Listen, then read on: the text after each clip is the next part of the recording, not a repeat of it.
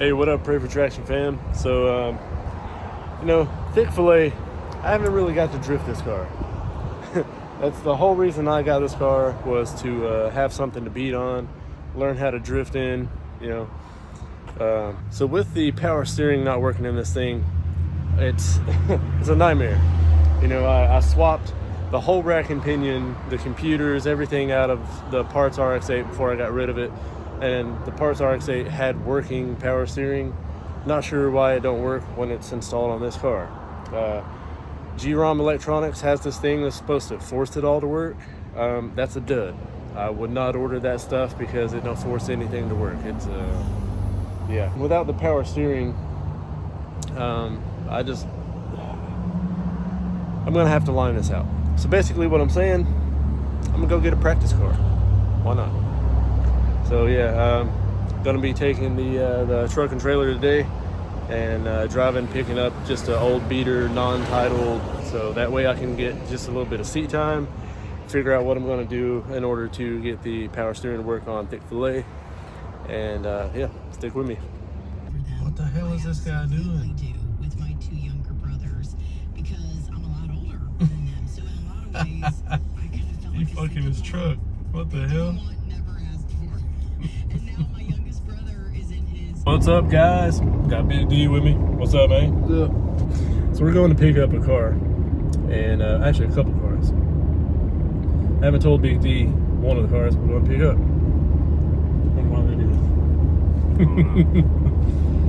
All right, so you know how I've been messing with thick fillet for a long time, right? The power steering on that car is a bad issue. Yeah. I ended up buying this product from a company called GROM Electronics, and it was supposed to force the power steering to work. So the Parts RX-8 that I swapped, the whole rack and pinion, all the computers, everything associated with the electronic power steering. That way, if it was some sort of mechanical or electrical problem, everything would have been replaced. But instead, it didn't work. The GROM electronic thing is supposed to force it to work. Yeah. So once we got that installed, guess what? Good power steering. Not shit. So I'm about to ask that dude for a refund, and I'll let you guys know how that goes. I don't think he's going to give me one, because if your product is supposed to force something to work and it don't, like what he was trying to tell me is like, oh well, if you have a problem with some of your stuff, it's not going to make it work. Well, okay, so Two different cars. if there was not a problem with my stuff, then the power steering would work. So why would I even need your product? Yeah. You know what I mean? Yeah, Like you wouldn't even need his product if your stuff worked. So why is he even and that thing is $300, man. That's a lot of money for me. $300 for a little computer chip like that don't even work. Lambo. Oh yeah. See if I can get you the Lambo over there. Sorry, I'm on front camera. I'm not sure if you guys see that. Let me get my hand out of the way. So, a long story short, with thick fillet, I haven't got to really try to drift that car or do anything with it. And I'm going to get the power steering sorted out. This is the point where I start to seek other alternatives. You know what I mean? So it's like, let's find out what we need to do to just get power steering in that car, no matter if it's like putting a rack from a different car, switching to a fluid pump instead of the electronic power steering. So whatever we need to do to get the power steering in that car, like it's time to start to get that done. But in the meantime, I need some seat time. I'm not gonna lie to you guys, I don't know how to drift. I've had a lot of fun during my life, but like I don't know what I'm doing. And I need to learn. So I found this car, and it's not necessarily purpose built, but it's got a lot of goodies. Like it doesn't have a cage. It's got a handbrake. It's got an angle kit, of which I didn't know until I just talked to him on the phone. He said he's got about extra wheels to go with it. The diff's welded, so that's already done. And I'm not gonna lie, it's clapped out. And sorry, someone's pulling out in front of me with the trailer. So yeah, anyway, it's clapped out a little bit, but ultimately the guy said it's a reliable seat time car. So if you want to practice, you know, get the feel of what to do, so that whenever we get thick fillet with all that power actually going, I'll know what to do in that car. Yeah. Say I saw a couple cars on Marketplace over there past week that have like some extra wheels, so I was kind of wondering, because I saw a Beamer over there with the same kind of stuff done to it. I wasn't sure. Yeah. So I mean, you might have seen this car on Marketplace because I know you look a lot. Yeah. But I talked to the guy. He's giving me a really fair deal. Like, I hit him low, and he countered me. You know, thankfully, some people like that, they don't even counter you until you just go F yourself and all that, but which is expected. Yeah. The counter that he gave me, it's very fair for the car. It is. But something I don't like is, you know how I beat people up on price before, you know, like, Yeah. I'm a shrewd negotiator. Like, I get good deals. Before you get there, I mean, you still talk about it when you get there. Yeah, so that does a couple bad things. You know, whenever you beat someone up over the price before you even see it, when you get there, one of two things happen. One, you either feel bad for asking them for any more because you've already beat them up, or two, you find something that you weren't expecting and you need to beat them up a little more, but they already feel like they got knocked out and they're barely standing back up, and then now you're wanting more money. So it's a definite no-no, and it just makes it a hard situation, especially if you're traveling, you know, a long way to make a deal happen, which we are. We're going a decent distance today. So yeah, when we get there, it's like, oh, I wasn't expecting this. Can you come off a little more? Whatever you need to do. And I don't know, like, it's kind of hard. Like, I'm a shrewd negotiator, but I'm also a nice guy, you know. So like, I'm not trying to take advantage of nobody. But yeah. Anyway, this is gonna be pretty fun. I'm looking forward to getting this car and finally being able to get sideways. Maybe me and Derek can go out to the spot. And Yeah. he can bring his 240. Need to get him a J30 diff or something though, because he's got it's open. Yeah, it's fully open. Open, yeah. And his is daily driver too, so you know, we're not gonna weld his, but we definitely need to get him some sort of limited. yeah. And also a huge thanks to Big D, because if you can tell, we got the Goose behind us, and we're in this we're in a 350 right now, Ford. It, for whatever reason, it did not come with a gooseneck in the back. And, you know, it was pre-owned. This one's an 18, so you would expect that someone at some point in time in his life would have put in a goose or a fifth wheel or something in it. But no, it didn't have nothing. It didn't even have the 7-pin connector for the side of the bed for the easy access plug-in. So Big D helped me install the gooseneck in this truck, and because of that, we're able to, you know, go and pick these cars up today. So big thanks to him. So anyway, we'll keep you guys updated and tag along for the ride. Thanks for sticking with us. All right, guys. So helicopter up there. We stopped at give you a little piece of the car right there. Maybe no, that was a car passing by. So we stopped at Buc-ee's. Kind of funny story.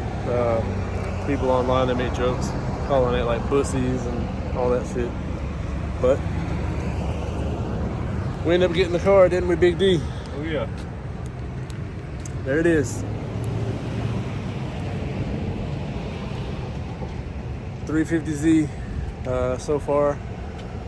Found out it's got an angle kit, hydro, and welded diff.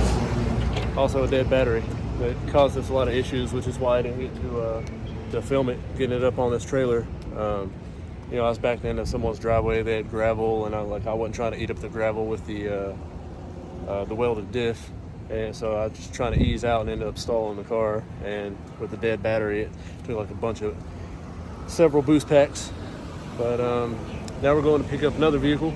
And this was just turning some money on for a business, but stick with us. So we're back.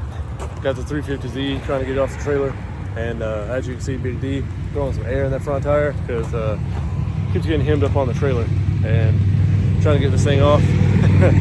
But yeah, man, it's wild. We're just ready to get this thing off. Can't wait to finally be able to enjoy it.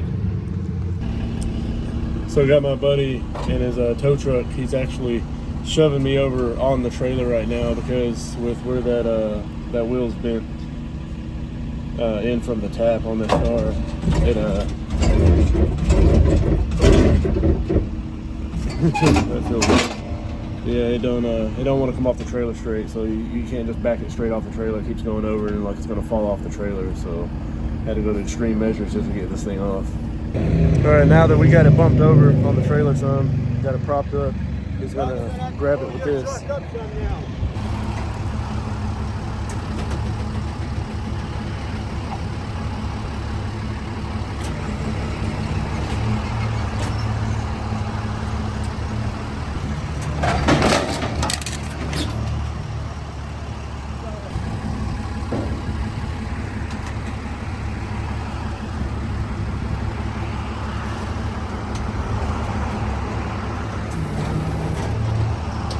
Hydros.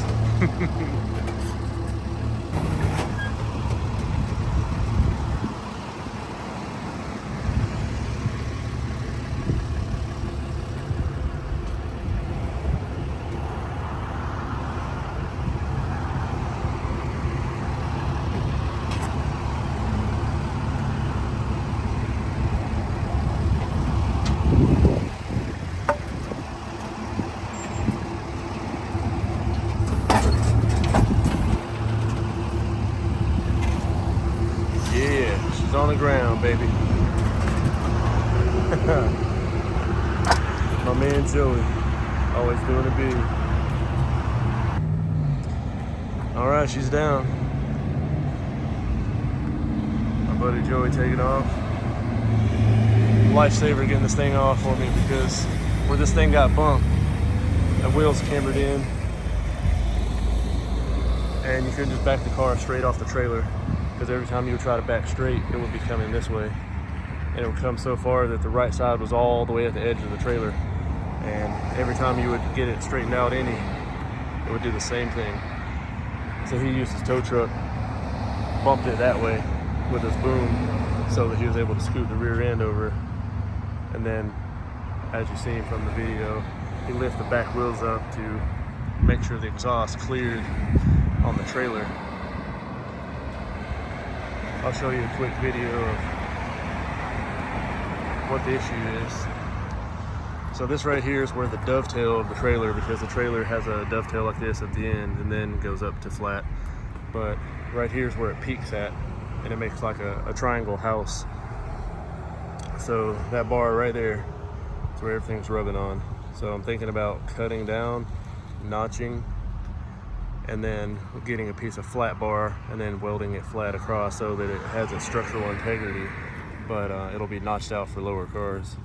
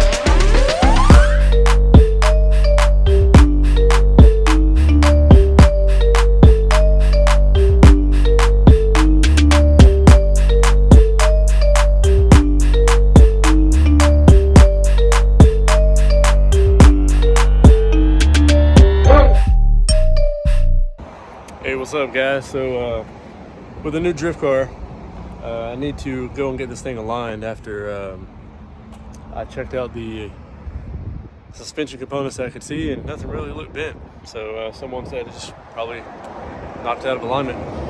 But driving it around the corner to get it on the lift to see that, and driving it back, and wheels flat. You know, it's had too much abuse. Part of the wear on it is it's really bad. So tire just gave up the ghost. So what I need to do is I need to put some other wheels on the front, because actually I didn't notice until today, but this side, it's also flat. So I need to put some front wheels on this thing. Now notice it's got all 17s. Most of the extra wheels that I have are 18s. So I'm not really sure what I'm gonna do about that, but I'm gonna pull the RX-8 wheels off the back of Thick Filet. I'm gonna put them in the front. They're 18s, but they have good tires on them, and so I guess I'm gonna use that to go get it aligned. And then I don't know, maybe I'll leave them on there as we just swap off a whole bunch of back wheels. But since I'm taking the RX-8 wheels off of the back of Thick Filet, I'm gonna put back on those big wheels, put those back on there for now. And someone mentioned when they seen Thick Filet on those wheels, they're like, why you got Mustang wheels on Thick Filet? I'm like, they're not Mustang wheels. But then again, I don't really know Mustangs too good. And after looking at them, but yeah, I mean, they're they're like some performance pack knockoffs. I don't know, but yeah. So that's what we're gonna do. All right, so there are the quote-unquote Mustang wheels back on the RX-8. As you can see, if taking the front wheels off the Z, got these RX-8 wheels on the front. I don't know if they're gonna be able to get the caster or the camber and all that stuff where I need it. As you can see, there's not very much room up under there between the fender and the tire. And although this is the 18, it's a, where's it at? Right here, 225, 45, 18. So if I go back to 17s, let's see, I don't know, what was on this? This was a 235, 40, 17. So with that being a 225, smaller width, a little bit taller, and an 18, well, it shouldn't be that drastic of a difference. No, we'll see what they say. Under here changing the oil on the 350Z. Look at that stuff. It's like caramel. It's looking good, and it's filling the pan up. But trying to change out this sensor for the aftermarket oil pressure gauge, because it was reading some scary readings. So I'll make sure that everything's good. All right, got a new sensor for that installed. Just did an oil change. Let's see if we got any leaks. Let's see. It's hard to see that on camera. Let me turn this signal off. Back off and then back on.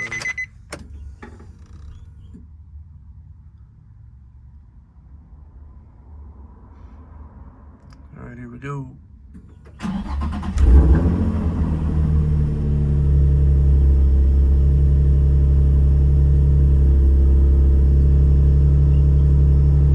Nothing. I might have the terminal switched out there, so let me go and give that a shot. Well, that was a catastrophic fail. Let's see what failed on here. Looks like the oil cooler O-ring seal. Damn. All right, guys, so it turns out the parts place gave me the oil filter O-ring for a 370Z instead of a 350. So since it was much bigger, even though it still fit inside the thing, it was a lot thicker, and it caused me to lose all the oil out. So we just went and swapped it out and replaced it. So let's see what it does now. All right, I got Slick Rick out there to tell me if anything is leaking right away, like last time, catastrophic, because I don't want to have to keep buying oil for this thing. So here we go.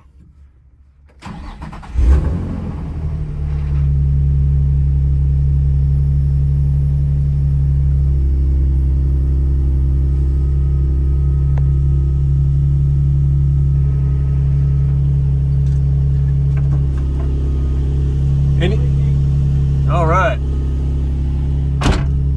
Well, he said no leaks, but this stupid gauge still isn't reading, even though I swapped the pins.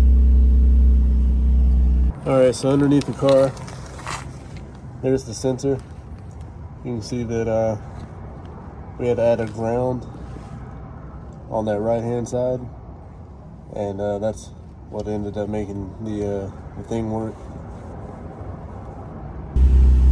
All right, so added a ground to the other side of the sensor, and it seems to be working now. It's kind of a slow reaction, but yeah, it does work. All right, so after putting all that oil dry on there, we finally got it down, and no leaks. Oil pressure sensor, gauge, all that's working again. Time to celebrate.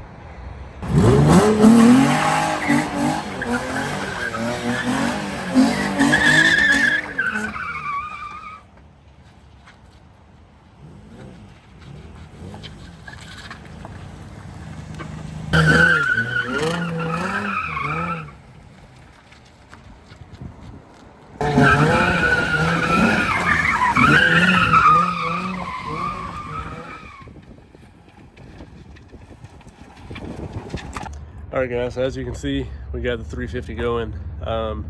Currently, the next thing we got to do is the alignment in the back. It's still got some negative camber, and I want to even that up to prolong the life of the tires. And one of the sides won't adjust all the way flush, so I had to order some more arms for the back. And we're going to install them and get everything lined up in the back, and then we're going to take this thing out and have some fun with it. But also been working on the 64 Impala as well, so stick with me for some content on that coming up very shortly. And you know, I just want to thank all of you guys for watching the videos. You know, like, comment, subscribe, it helps me out a whole bunch. You know, I forgot to show you guys the Jeep Wrangler Sahara, also LS swapped, but I recently sold it, so unfortunately it's going bye-bye. LS swapped the world, baby.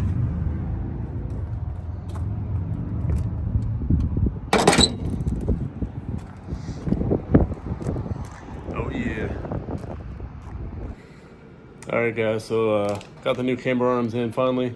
Gonna go out here and throw them in the car. So yeah, this is super sketchy.